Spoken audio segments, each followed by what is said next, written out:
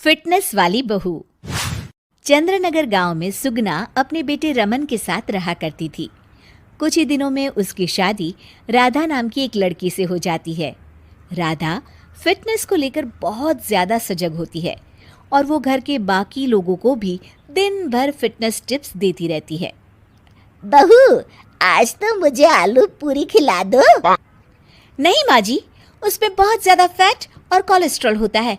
आपको तो मैं आज प्रोटीन सलाद बनाकर खिलाऊंगी। कुछ दिनों तक तो सब ठीक लगता है, मगर धीरे धीरे सुगना और रमन दोनों ही राधा की इस आदत से परेशान होने लगते हैं। राधा, मैं मानता हूँ हमें फिटनेस के प्रति सजग रहना चाहिए, मगर बाकी की चीज़ें भी खानी उतनी ही ज़रूरी है। रोज़ रोज़ प्रोटीन सलाद थोड़ी ना खाया जाता है। आपको तो खुद तला फला खाना है, माँ जी का तो आप बस बहाना बना रहे हो। देखो जी, जो आप खाते हो आप वही बन जाते हो। अरे मुझे ये सब ज्ञान मत दो राधा, मैं बस ये कहने की कोशिश कर रहा हूँ कि हर चीज़ खानी ज़रूरी होती है। तेल और घी भी खाना ज़रूरी होता है एक मात्रा में। खैर, तुम नहीं समझोगी। कुछ दिनों बाद तीज आने वाली होती है और सुगना अपने दोस्तों के लिए तीज पार्टी रखती है। अरे बहू, आज तीज है और मैंने कुछ सहेलियों को खाने पर बुलाया है। कुछ अच्छा सा उन सब के लिए पकाना। ठीक है माँ जी। शाम को सुगना की सब दोस्त आ जाती हैं। सुगना सबको अपनी बहू से मिलवाती है। अरे वाह सुगना, तुम्हारी बहू तो बहुत ही खूबसूरत है। सिर्फ खूबसूरत ही है या गुनी भी? अरे नहीं नहीं, मेरी बहू बहुत ही संस्कारी है। घर का सारा काम भी खुद करती है। थोड़ी देर सब गप्पे मारते रहते हैं, फिर राधा टेबल पर खाना लगा देती है। खाना लगा दिया है मैंने, आप सब खा सकते हैं। सब लोग टेबल पर आते हैं। अरे ये सब क्या है? आंटी, ये पालक का सूप है और वो स्प्राउट सलाद। वो सब तो ठीक है बहू, मगर खाना कहाँ है? आंटी, यही खाना है, इससे हेल्थ भी बनी रहेगी और आप सबकी उम्र में तो यही खाना ठीक रहता है। हमारी उम्र मतलब? अरे हम कोई बुढ़िया थोड़ी ना हो गई हैं। अरे ओ सुगना, अगर खिलाना ही नहीं था तो हमको बुलाया ही क्यों? सब मूड खराब हो गया तीज के दिन, चलो यहाँ से। और ये सब बोलते हुए सब औरतें चली गई। अरे ऐसा क्यों किया राधा? मैंने बोला था ना कि कुछ अच्छा बनाना। तुम्हारे फिटनेस टिप्स हर जगह अच्छे नहीं लगते। आज तुम्हारी वजह से सब मुझे इतना सुना कर गई। जाओ, अब वो पालक सूप और सलाद खुद ही खाओ। उधर रमन भी राधा की इस आदत से बहुत परेशान हो जाता है, क्योंकि वो रोज उसके टिफिन में कोई ना कोई सलाद बनाकर देती और दाल देती। और एक शाम जब रमन ऑफिस से लौटता है तो अचानक गुस्से से आग बबूला हो जाता है। राधा, ओ राधा! आ रही हूँ, चिल्ला क्यों रहे हो? चिल्लाऊंगा ही ना, आज ऑफिस में मैं बेहोश हो गया था। अरे मगर क्यों? अरे तुम जो फिटनेस के नाम पर रोज ही सलाद और दाल देती हो ना, टिफिन में उससे मेरा पेट नहीं भरता और मुझे वीकनेस की वजह से चक्कर आ गए। मगर उसमें तो प्रोटीन होता है। हर चीज लिमिट में अच्छी लगती है राधा, चाहे वो फिर प्रोटीन ही क्यों ना हो। उसके अलावा भी सबकी मात्रा खाने में जानी चाहिए। मैं तो बस आप सबकी सेहत के लिए ये सब करती हूँ। अरे इतना भी मत करो, हमें खुला छोड़ दो थोड़ा। थोड़े दिनों बाद एक दिन जब सुगना मंदिर से लौटकर आ रही होती है तो अचानक से गिर जाती है और उसकी सब उंगलियां और हाथ पैर जोर से अकड़ जाते हैं। कुछ लोग मिलकर उसे घर छोड़ जाते हैं। घबराई हुई राधा तुरंत डॉक्टर को बुलाती है। डॉक्टर साहब, माँ जी को क्या हो गया है? इनका पूरा चेकअप करना होगा। वैसे तो मुझे लग रहा है कि इनको गठिया हुआ है, इतना तो पता चल रहा है। गठिया? बाप रे! हाँ, गठिया। इनके घुटनों और सभी जोड़ों में जो लचक, जो चलने फिरने के लिए ऑयल चाहिए ना, वो अब नहीं है। अरे कैसी बातें कर रहे हैं आप? मैं तो इनकी सेहत का बहुत ख्याल रखती हूँ, रोज प्रोटीन सलाद खिलाती हूँ और सूप भी। मतलब ये बिल्कुल भी ऑयल या घी नहीं खाती? नहीं नहीं। अरे कैसी बातें कर रही हैं आप? खाने में एक मात्रा में घी या ऑयल का होना बहुत ही आवश्यक होता है। अगर वो पेट में नहीं जाएगा तो जोड़ों में जो ग्रीस होता है वो खत्म हो जाता है। ओह, ऐसा क्या डॉक्टर? माँ जी ठीक तो हो जाएंगी ना? हाँ हाँ, हो जाएगी। थोड़ी देर बाद रमन भी ऑफिस से आ जाता है। क्या हुआ माँ? कुछ नहीं बेटा, बस ऐसे ही गिर गई थी। ये सब मेरी गलती की वजह से हो रहा है, मुझे माफ कर दीजिए आप दोनों। राधा रमन को सब कुछ बताती है। I am sorry Raman. अति हर चीज की बुरी होती है राधा, इसलिए मैं तुमको बार बार बोला करता था। तुम्हारी फिटनेस के प्रति जागरूकता अच्छी लगती है, लेकिन शरीर में हर तरह की प्रोटीन जाना भी जरूरी है। जी, आप बिल्कुल सही कह रहे हैं, मुझे माफ़ कर दीजिए। मैं अपने हाई क्लास फ्रेंड के दिखावे और बहकावे में आ गई थी। मैं दोबारा ऐसा कभी नहीं करूँगी और माँ जी का ख्याल डाइट चार्ट के मुताबिक ही रखूँगी। ये हुई ना बात। अब मेरे लिए आज अपने हाथों से देशी घी के गर्मा गर्म आलू के पराठे बना दो, तो ही मैं माफ करूंगा तुम्हें। दो बहुओं वाली सास। सरस्वती के दो बेटे हैं। बड़े बेटे राम की शादी रज्जू से हुई है और छोटे बेटे श्याम के लिए लड़की देखने का सिलसिला जारी है। एक दिन रज्जू की माँ का फोन आता है और उसकी सास फोन उठाती है। हेलो, कौन बोल रहा है? दूसरी तरफ फोन पर रज्जू की माँ लीलावती बोलती है। हेलो समधन जी, मैं लीलावती बोल रही हूँ, रज्जू की माँ। अरे नमस्कार समधन जी, कैसी हो? बहुत दिनों के बाद याद किया आज। यहाँ पर तो सब कुछ ठीक है, बस मेरी तबीयत थोड़ी खराब है। अगर बुरा न मानो तो एक बात बोलूं? अरे कैसी बात कर दी आपने समधन जी, आपकी बात का बुरा क्यों मानना, बोलिए बोलिए। मेरी कुछ दिन से तबीयत ठीक नहीं है और यहाँ पर मेरी देखभाल करने वाला कोई नहीं। क्या आप रज्जू को कुछ दिन के लिए मेरे पास भेज सकती हैं? ठीक है, हम रविवार को रज्जू को छोड़ जाएंगे। इतना कहकर सरस्वती फोन काट देती है और अपनी बहू को आवाज लगाती है। रज्जू, ओ रज्जू, जल्दी यहाँ आना तो। क्या हुआ माँ जी, कुछ चाहिए था क्या? अरे नहीं, कुछ नहीं चाहिए। अभी तुम्हारी माँ का फोन आया था, उनकी कुछ दिन से तबीयत खराब है, वो तुम्हें बुला रही है। राम को फोन करके कह दे कल की 2 ट्रेन की टिकट करा देगा, मैं भी जाऊंगी तुम्हारे साथ। इतना सुनते ही रज्जू राम को फोन करके सारी बात बताती है और 2 टिकट के लिए बोल देती है। शाम को खाने के टेबल पर सब रज्जू के जाने की बात करते हैं। तब रज्जू का देवर श्याम कहता है, भाभी आज बहुत खुश लग रही हो, मायके जाने की इतनी खुशी, उफ। खुश क्यों ना हो देवर जी, कितने दिन बीत गए अपनी माँ से मिले, और इस बार तो मैं 1-2 महीना रह कर ही आऊंगी। जब आपका मन करे तभी आना। अच्छा एक बात तो बताओ, वहां से क्या लाओगी मेरे लिए? देवर जी, कहो तो देवरानी ले आओ। वैसे भी सभी घर वाले चाहते हैं कि आपकी जल्दी से शादी हो जाए। श्याम शर्मा जाता है और चुप हो जाता है। इतने में राम कहता है, रज्जू, तुमने जाने की सारी तैयारी तो कर ली है ना? कपड़े तो रख लिए ना? थोड़े गर्म कपड़े भी रख लेना, वहां ठंड होगी, और जल्दी आने की कोशिश करना। ठीक है, मैं जल्दी आने की कोशिश करूंगी बस। अगली सुबह दोनों जाने की तैयारी करने लगी। राम उन्हें स्टेशन छोड़कर घर वापस आता है। कुछ घंटों बाद रज्जू और सरस्वती गांव पहुंच जाते हैं। रज्जू अपनी माँ को देखकर बहुत खुश होती है। माँ, आप अपना बिल्कुल भी ध्यान नहीं रखती, कितनी कमजोर हो गई हैं आप। अब बेटा क्या ध्यान रखूं, उम्र भी तो हो गई है, ये बीमारियां तो लगी रहेगी। बहन जी आइए आइए बैठिए, मुझे बहुत अच्छा लगा कि आप भी यहाँ आई। अगले दिन सरस्वती अपने घर वापस जाने लगती है तो लीलावती से कहती है, बहन जी ध्यान रखना आप अपना, आपकी तबीयत ठीक हो जाए तो आप भी रज्जू के साथ आ जाना, रज्जू के बिना तो घर सूना सूना लगेगा। अब सरस्वती अपने घर आ गई और घर की सारी जिम्मेदारी भी उस पर आ गई। एक दिन वो कपड़े धोकर छत पर सुखाने जाती है। बाल्टी में से टपकता पानी सीढ़ियों को गीला कर देता है और नीचे उतरते समय रज्जो की सास यानी कि सरस्वती देवी का पैर फिसल जाता है और वो गिर जाती है। ओह, अरे मेरी माँ मर गई, मेरा पैर तो गया। लेकिन घर में कोई नहीं था। सरस्वती जैसे तैसे अपने आप को संभालती जाकर कुर्सी पर बैठती है।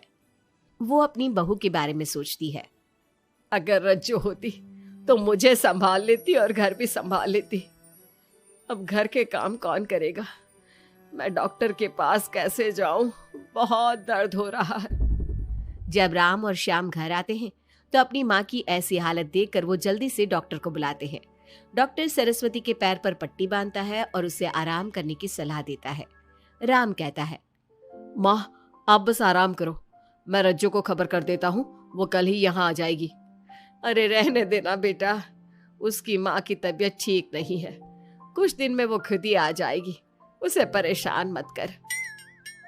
माँ अब हमें श्याम की भी शादी कर देनी चाहिए। कभी घर में कोई ऐसी परेशानी आती है तो कोई तो होगा घर संभालने वाला। आप और रज्जू की घर के काम काज में मदद भी हो जाएगी। कुछ समय बाद श्याम की शादी सीमा से हो गई, लेकिन सीमा ने तो आते ही घर में क्लेश शुरू कर दिया। वो छोटी छोटी बातों पर लड़ती और उसे देखकर रज्जू का भी बर्ताव बदल गया। एक दिन सीमा सुबह उठने में लेट हो गई और रज्जू ने नाश्ता बना दिया। सभी अपने अपने काम पर चले गए।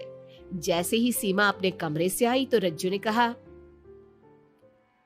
तुम साफ सफाई कर लो, मैं कपड़े धोने जा रही हूँ, जल्दी काम हो जाएगा।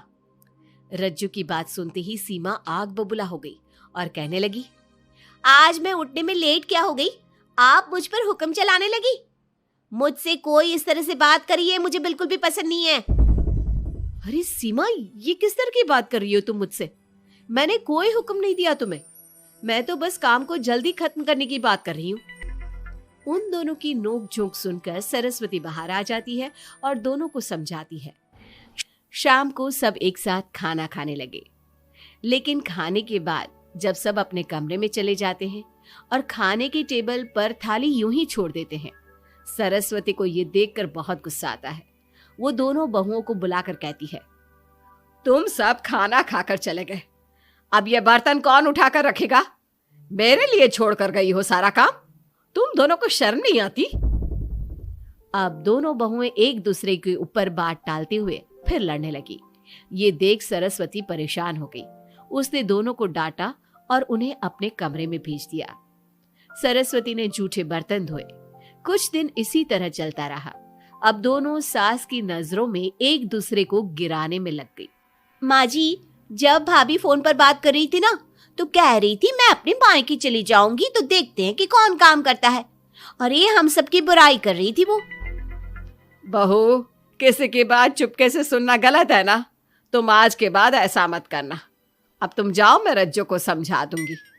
सरस्वती ने रज्जू से बात करके उसे समझा दिया, लेकिन रज्जू को अपनी देवरानी पर बहुत गुस्सा आया। अब वो भी सीमा की चुगली अपनी सास से करने लगी। अगले दिन रज्जू अपनी सास के कमरे में जाती है और कहती है, मैंने सीमा को बात करते सुना था। वो देवर जी से कह रही थी कि अगर हम लोग अलग कहीं रहे तो हम ज्यादा खुश रहेंगे, रोज रोज की लड़ाइयों से भी बचेंगे। सरस्वती को इस बात पर गुस्सा तो बहुत आया, लेकिन उसने कुछ कहा नहीं। जब दोनों बहुओं को लगा कि सरस्वती उनकी बातों में नहीं आने वाली, तो उन्होंने रिश्तेदारों और पड़ोसियों से एक दूसरे की चुगली करना शुरू कर दिया। जब सरस्वती को ये बात पता चली तो उसने इनकी लड़ाई को शांत करने का उपाय निकाला। रज्जो, सीमा, यहाँ आओ दोनों। दोनों अपनी सास के पास आती हैं। कल मैं घर में हवन करवा रही हूँ, तुम पड़ोसियों और रिश्तेदारों को आने के लिए कह दो और हवन की सारी तैयारी कर लो। हवन का दिन आ गया। पंडित जी रामायण का पाठ करने लगे। माता सीता से महान कोई पत्नी नहीं, उन्होंने अपने पति के लिए सारे राजपाट सुख सुविधाएं त्याग दी। अगर कोई पत्नी अपने पति को परिवार से अलग होने को कहती है तो वो पाप की भागीदार होती है, और बेटों को भी मां से अलग नहीं होना चाहिए। सीमा पंडित जी की बात बहुत ध्यान से सुन रही थी और उनकी हाँ में हाँ मिला रही थी। ऐसे ही रामायण का पाठ अंतिम सीमा पर आ गया, जिसमें विभीषण के बारे में बताया गया था। अगर विभीषण अपने भाई का भेद न देता तो रावण का विनाश नामुमकिन था। पूजा खत्म होते ही सीमा बोल पड़ी। तभी तो मैं कहती हूँ परिवार में आपसी प्रेम होना बहुत जरूरी है, लेकिन मेरी सुनता कौन है इस घर में? आपसी प्रेम की बात कौन कर रहा है, जिसने घर में आती ही लड़ाइयां शुरू करवा दी? दोनों में फिर से नोक झोंक शुरू हो गई। सरस्वती दोनों को चुप कराते हुए बोली, अरे चुप हो जाओ तुम दोनों, पड़ोसी क्या कहेंगे, सब सुन रहे हैं तुम्हारी बातें। तभी उनमें से एक पड़ोसन बोलती है, सरस्वती बहन, क्यों चुप करवा रही हो अपनी बहुओं को? हमें तो इनके बारे में सब कुछ पता है। ये दोनों हमारे घर आकर एक दूसरे की चुगली करती है। तुम्हारे घर की हर छोटी से छोटी चीज पता है हमें। आंटी जी, हमने अपना समझ के आपको कुछ बता दिया तो इसका मतलब ये नहीं कि आप सबके सामने हमारी सास से हमारी शिकायत करेंगी। आप तो सबसे बड़ी चुगलखोर हो। सीमा की बात सुनकर सभी पड़ोसन उन्हें बुरा भला कहने लगी। उनकी बातें सुनकर दोनों बहुएं सबके सामने बहुत शर्मिंदा हुई। जब सब उनके घर चले गए तो सरस्वती ने अपनी बहुओं से कहा, अब तुम दोनों को तो बहुत खुशी होगी कि सारे मोहल्ले की औरतें हमारे ही घर में खड़ी होकर हमें ही सुनाकर चली गई। हमें काफी साल हो गए यहाँ रहते हुए, लेकिन आज तक किसी में भी इतनी हिम्मत नहीं थी कि हमसे ऊंची आवाज में भी बोल पाए। लेकिन आज तुम दोनों की वजह से ये सब हमारी बुराई कर रहे हैं। तुम दोनों ने ये सब अच्छा नहीं किया। सीमा, तुम्हारे इस घर में आने से पहले हम सब बहुत प्यार से रहते थे, लेकिन ये सब लड़ाइयाँ तुम्हारे आने के बाद शुरू हुई है। आज के बाद तुमने घर में किसी से भी झगड़ा किया तो मैं तुम्हें तुम्हारे मायके छोड़ाऊंगा, समझी तुम? ये बात सुनकर सीमा रोने लगी और सबसे माफी मांगने लगी। पंडित जी भी ये सब देख रहे थे। उन्होंने सबको शांत करवाया। कृपया आप सभी शांत हो जाइए, गुस्से से तो बात और बिगड़ जाएगी। अगर आप दोनों बहुएं मिलकर रहती, घर की बात घर में रखती, तो कोई आपसे कुछ कहने की हिम्मत नहीं करता। आज आपको इस बात का एहसास तो हो ही गया होगा। औरत ही तो होती है जो मकान को घर बनाती है। अब भी कुछ नहीं बिगड़ा, आप दोनों प्यार से रहो। आपके पड़ोसी और रिश्तेदार अपने आप चुप हो जाएंगे। पंडित जी की बात दोनों बहुओं की समझ में आ गई। अब दोनों प्यार से रहने लगी। इसी तरह समय बीत गया। अब बहू बनी शेरनी। मीरा सोसाइटी में नई नई रहने आई थी। एक रोज उसकी पड़ोसन कहती है, हाय, मेरा नाम तमन्ना है, मैं पास के घर में रहती हूँ। आप नई आई हैं तो सोचा मिलाऊं। अच्छा किया, आइए ना बैठिए, मैं आपके लिए चाय लेकर आती हूँ। अरे नहीं, चाय तो मैं साथ लाई हूँ। सोचा आपने अभी अपना किचन सेट किया होगा कि भी नहीं। ये तो अच्छा किया, सच बहुत मन था चाय पीने का। ये मेरे हाथ के नमकीन खाइए। मीरा और तमन्ना में दोस्ती हो जाती है, लेकिन धीरे धीरे पता चलता है कि दोनों हैं एक दूसरे से बिल्कुल अलग। एक दिन दोनों पार्क में घूम रही थी कि एक लड़की मीरा को देखकर कहती है, कैसे रंग की साड़ी पहनी है, एक तो इतनी गर्मी, ऊपर से चटक रंग। कितनी गवार दिख रही है ना ये पीली साड़ी वाली। हाँ, और बाल भी कैसे उड़े उड़े हैं। तमन्ना को गुस्सा आ जाता है। हाँ, तो उसके उड़े हैं ना, तुम लोगों को क्यों जलन हो रही है? और रहा सवाल साड़ी के रंग का, तो जरा फैशन सेंस ऑन करो। इस समर ये रंग ऑन फैशन है, समझी? वो दोनों लड़कियां तमन्ना से लड़ने आ जाती हैं कि अरे छोड़ ना, जी रहने दीजिए। हाँ, सही कह रही हैं, खराबी तो है मेरे बाल और साड़ी, आप प्लीज जाइए यहाँ से। अरे क्यों इतना स्वीट बनती है तू सबसे? हर किसी को जवाब दिया करना। अरे क्या करना है, वो बुरा बोल रहे हैं तो अपना मुंह भी खराब कर ले क्या? ऐसा नहीं होता है, किसी की बुरी बात सुनने का मतलब है कि वो लोग सही बोल रहे थे। अरे किसी के बोलने से क्या होता है, हम क्यों अपना मुंह खराब करें। खैर, मीरा शांति से रहती, बच्चों को देखती खिलाती। उसका पति काम के सिलसिले से हमेशा बाहर ही रहता था, तो वो कोशिश करती कि उसके बच्चों को किसी भी चीज की कमी ना हो।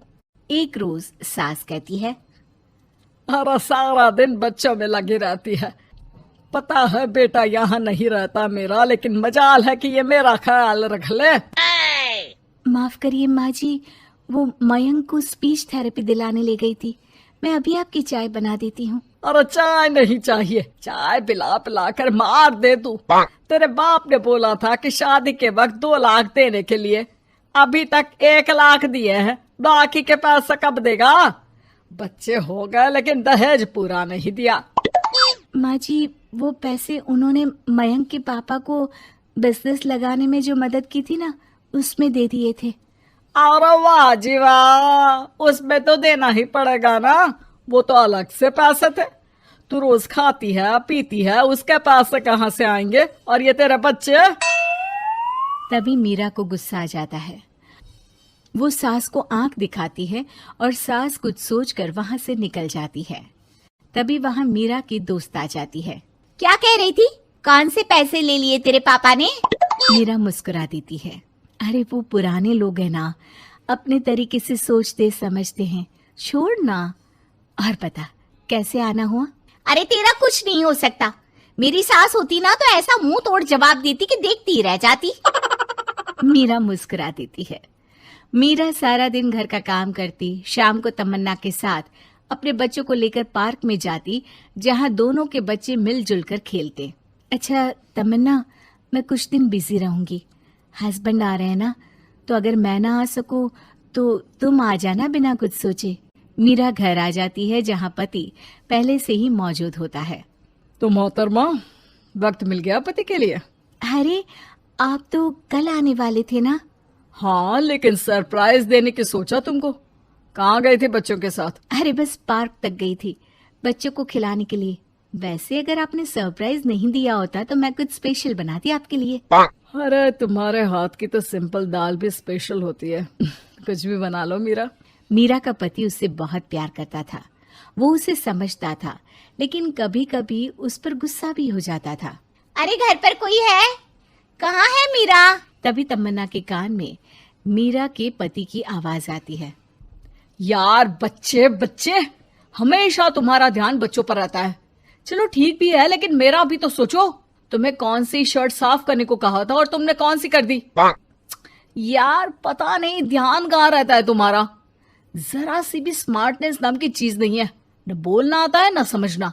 मुझे आपने सफेद शर्ट साफ करने को कहा था, ये सफेद ही तो है। अरे पागल औरत, मुंह से सफेद निकल गया होगा, ये नीली करनी थी।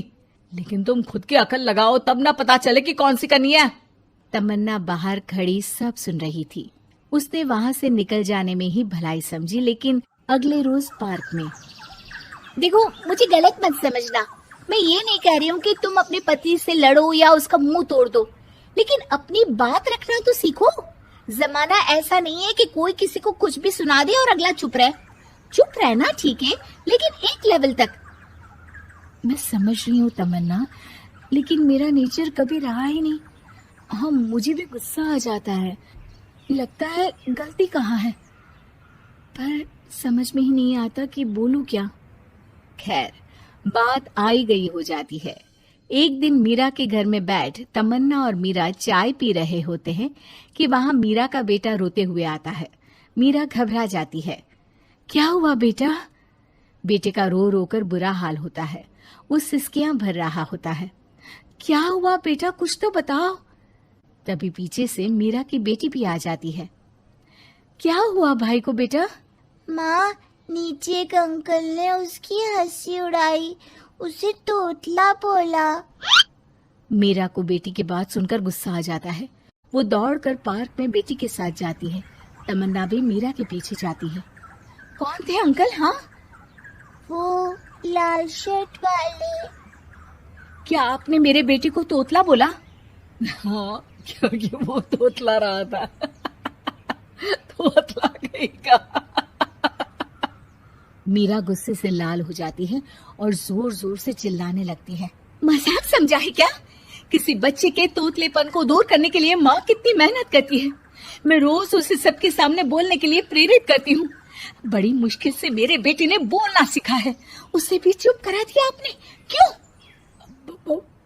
मुझे माफ कर दीजिए। आपका बच्चा होता तो क्या उसका भी आप ऐसे ही मजाक उड़ाते?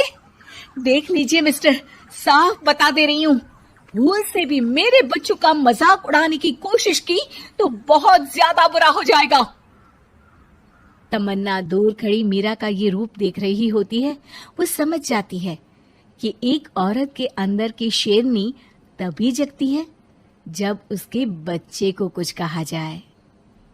पैसों वाली बहू, कहते हैं ना, शादी ब्याह एक लेवल में ही हो तो ठीक रहता है, नहीं तो अरे क्या सारा दिन कमरे में ब्यूटी पार्लर वाली को बुलाकर बैठी रहती है बहू? कभी गलती से किचन में देख ले, टोकरी में कौन सा आलू सड़ रहा है, टमाटर फ्रिज में गल रहा है। अब आलू टमाटर को गलता देखते देखते मेरी स्किन गल रही है माँ जी, वो ना ठीक कराऊं। बाल देख रही हैं आप, झाड़ू हो गए हैं, झाड़ू। हाँ हाँ, तो तेल लगाकर मालिश करना, दही लगा, घर की कितनी सारी चीजें लगा सकती है। ये क्या बालों को केमिकल लगा लगा कर हरा लाल रंग करवा लेती है। ओ सासू माँ, ननद जी के बालों पर भी ये सब किया करो। मेरा तो भूल ही जाओ कि मैं ऐसी लोकल चीजों को अपने ऊपर यूज भी करूंगी कभी। तभी वहाँ ननद आ जाती है। माँ देखो तो ये टी शर्ट कैसी लग रही है। अरे वाह बेटी, ये रंग तो बड़ा अच्छा लग रहा है तुझ पर। माँ सिर्फ 100 रुपए की है, लग नहीं रही है ना? ओ प्लीज, कहाँ से लाई हो ये 100 रुपए की टी शर्ट? हम लोगों के घर की तो नौकर भी ये ना पहने। तभी वहाँ बहू का पति आ जाता है। राशि, शीतल की तुलना क्या तुम अपने घर के नौकर से कर रही हो? अरे छोड़ो ना भैया, ये बताओ टी शर्ट कैसी लग रही है? बहन नहीं चाहती थी कि उसके कारण भाई और भाभी के बीच लड़ाई हो, लेकिन राशि, लास्ट ईयर मैं लंदन गई थी ना, तब की फोटो। वैसे तुम लोग कहाँ कहाँ गए हो? भाभी हम तो हरिद्वार, शिमला और हाँ एक बार तो नैनीताल भी गए हैं। ये कोई जगह है घूमने की? लंदन तो स्वर्ग है, स्वर्ग। ऐसी बात नहीं है भाभी, हमारे देश में भी कई जगह ऐसी है जो दुनिया में कहीं नहीं है। जैसे गुलबर्ग गई हैं क्या आप? नो वे, मैं स्विट्जरलैंड गई हूँ। तो फिर जब गुलबर्ग नहीं देखा तो क्या देखा? भारत का क्या, दुनिया का स्वर्ग है वो। बात भी तो सच थी। राशि की बोलती शीतल के सामने बंद हो जाती है। एक दिन, अरे यार बाजार जाना है, कोई गाड़ी भी नहीं है यहाँ तो। अरे बहू, बाहर निकलेगी तो कोने से हरी वाली बस मिल जाएगी। 5 रुपए में बाजार।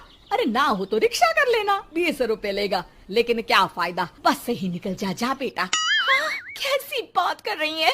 बस में कितने अनहाइजीनिक लोग बैठते हैं, पता भी है आपको? पता नहीं कौन क्या करता है, कहाँ जा रहा है, कहाँ से आ रहा है, और मैं उन लोगों के बीच बैठ जाऊं। अच्छा बहू, एक बात बता, तुम लोगों के घरों में जो ड्राइवर काम करते हैं ना, उन लोगों का पता है तुम्हें कि वो कहाँ से आते हैं, क्या खाते हैं, क्या पीते हैं?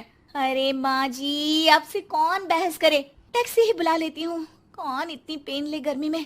अरे बहू, पैसे बचाना सीख, तो पैसे बचाएगी तो मुसीबत के वक्त काम आएंगे। मुसीबत, वो भी पैसों को लेकर? अरे माँ जी, हम लोगों के घर की तो कटोरी भी चांदी की होती है। अरे भगवान ना करे कि जरूरत पड़े, लेकिन जरूरत बताकर नहीं आती बहू। तभी वहाँ ननद आ जाती है। भाभी, आपके पापा किस प्रोफेशन में है?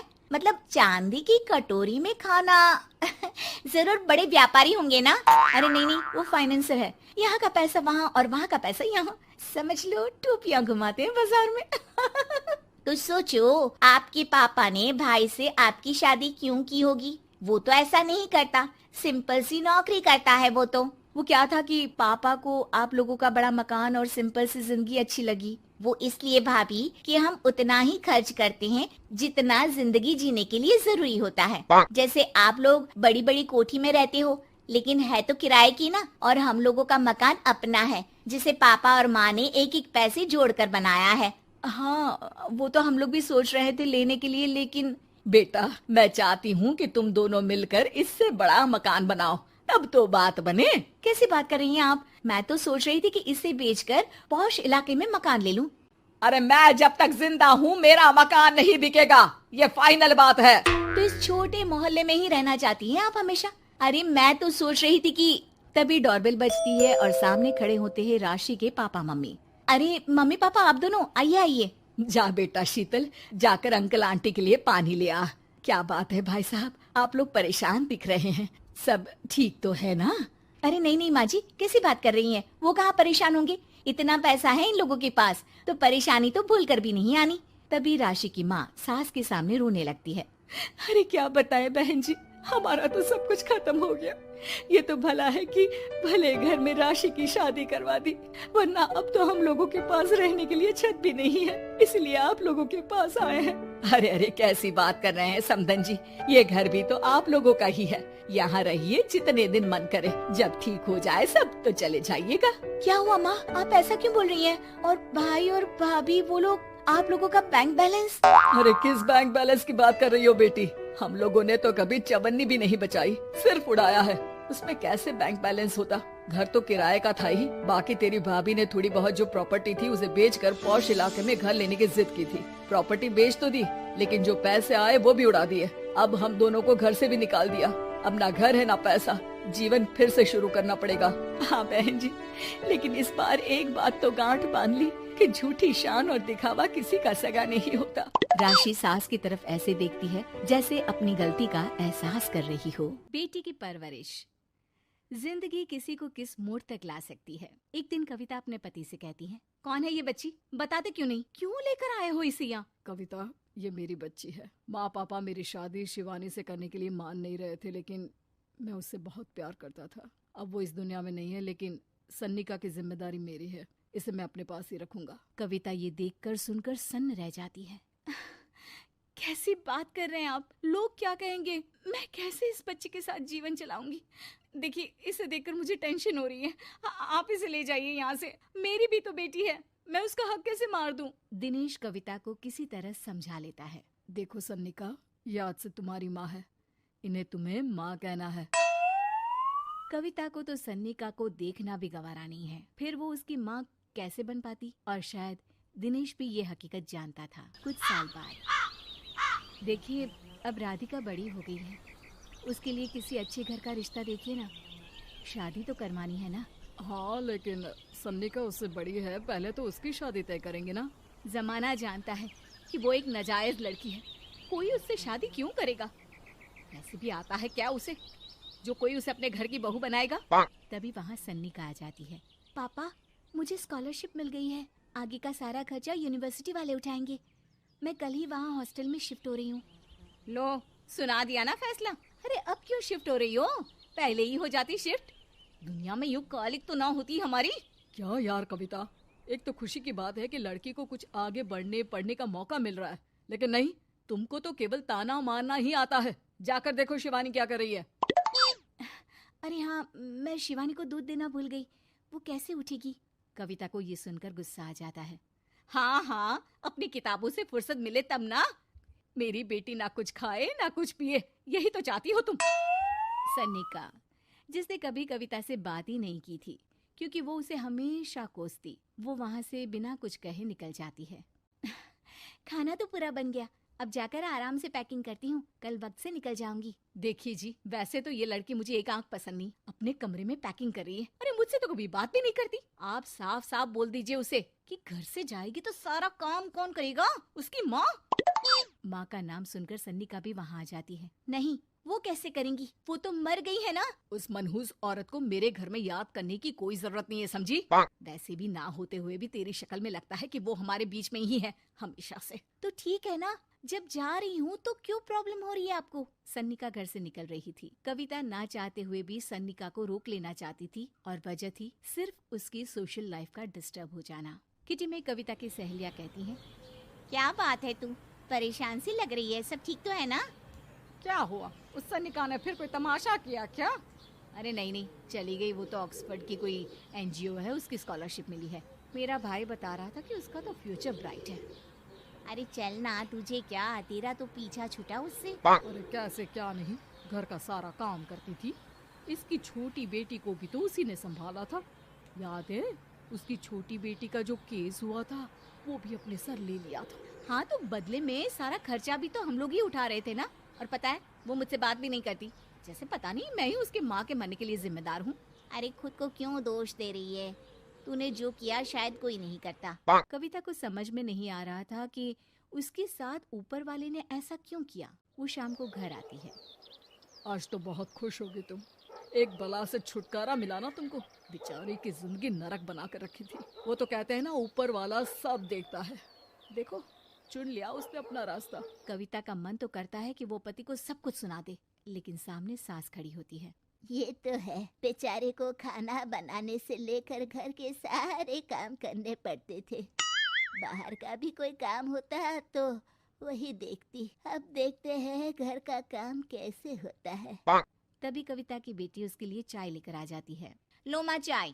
कैसी रही किट्टी? अच्छी थी बेटा। खाने में कुछ बनाया है क्या? हाँ, सन्निका दीदी जैसी ही सब्जी बना दी है, आप रोटी बना लो। और हाँ, कल मैं चली जाऊंगी इलेक्ट्रिक बिल और राशन लाने के लिए। अच्छा, पैसे मैं दे दूंगी। सन्नी का कार्ड दे गई है ना? हाँ माँ, एक कार्ड तो देकर गई है।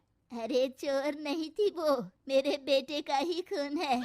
पता नहीं कितना घमंड भरा है इसमें। अरे छोड़ो ना माँ, जिसको जो बनना था वो बन ही जाएगा। अच्छा माँ, कल चलना है उसके कॉलेज में, सभी पेरेंट्स को बुलाया गया है। अब कविता तो जाने से रही, तो हम ही साथ चलते हैं। हाँ बेटा, उस बिन माँ की बेटी का है ही कौन। अब क्या था, कविता का गुस्सा फूट पड़ता है। हाँ, आप लोगों के जैसे तो इंसान नहीं देखे मैंने। अरे मेरे सामने ही अपनी नाजायज बेटी को लाकर बिठा दिया।